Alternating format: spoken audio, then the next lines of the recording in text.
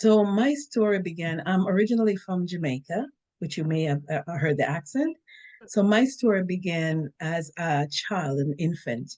I was abandoned by my mother on the streets of Kingston, Jamaica, where no one knew who I was. She just left me with a person and said she was going to buy milk and never returned. So in that process, there's a lot of things that happened along the way from that, from me going into an orphanage, into a foster home.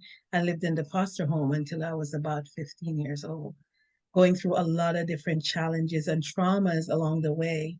And I don't want, without giving away too much about the story, because I really want people to read the story because there's so much good pieces in it and things that can enlighten and help people. So I don't want to give too much away because there's more detail within the story.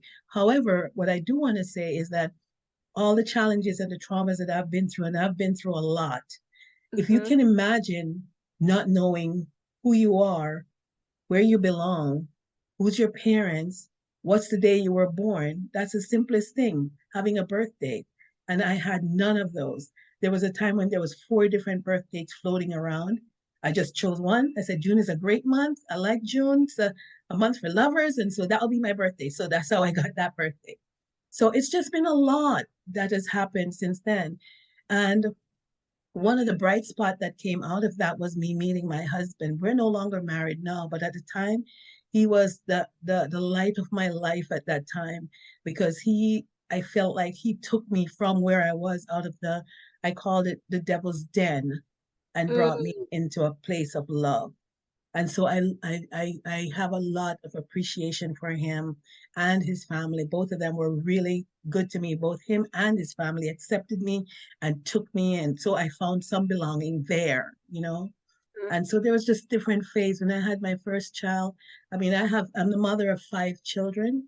And so even me was trying to have a family of my own because I never had a family before. So I mm-hmm. was trying to create even all those things. So with each step and each phase, I was able to find belonging in one way or another. It's just amazing. So at the end, I always say that growing up, there was a lot of things that happened to me, and I was very, very angry and angry with God as well too.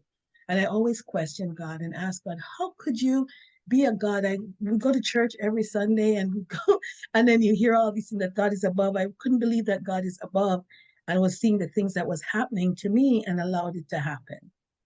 So there was a lot of anger and misunderstanding, not understanding what's going on.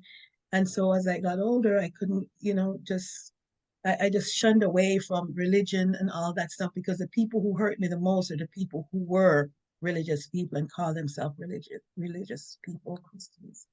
And so I just decided to back away from all of it. So I kind of backed off from all of that things. And when I found spirituality later in my life, it opened my eyes to a whole new perspective that I could actually see things from a different perspective and through different lens. And I was able to realize that my life was meant to be the way it is, and that all the things that happened to me happened for a purpose. And Mm-hmm. that's the reason why I was here.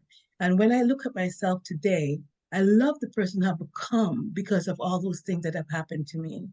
I get very emotional when I say that because it's truly deep for me. Because when I look back at my life and I know that I'm here now, and this is who I am. And I'm the same way every day to my patients, to everybody that knows me. And it's like I am so grateful and happy that this is the other side of that coin.